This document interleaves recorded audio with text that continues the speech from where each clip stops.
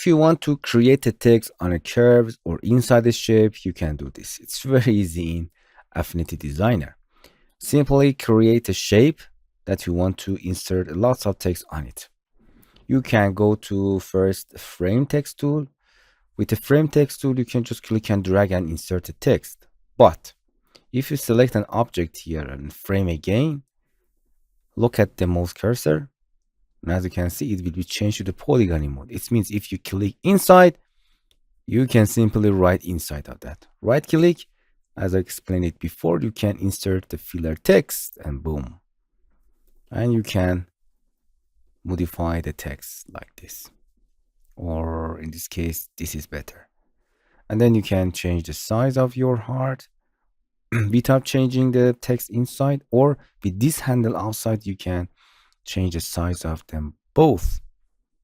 Or if you hold in shift, you can change it like this with not proportional dimension. Okay, this is simple. And you can change the color of your text. Interesting. Another thing that you can use is a simple curve. You can draw a simple curve with stabilizer, yeah, something like this. And then if you go into artistic text form, it's automatically detected the curve, and just you click, and then you can type anything that you want, and you can adjust the end and the start with these handles. Simple.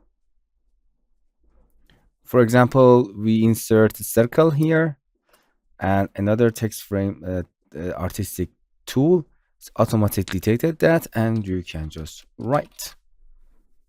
And with this handle, you can change them and snap them together if you want. With this, you can revert it, or you can use this tool here, revert.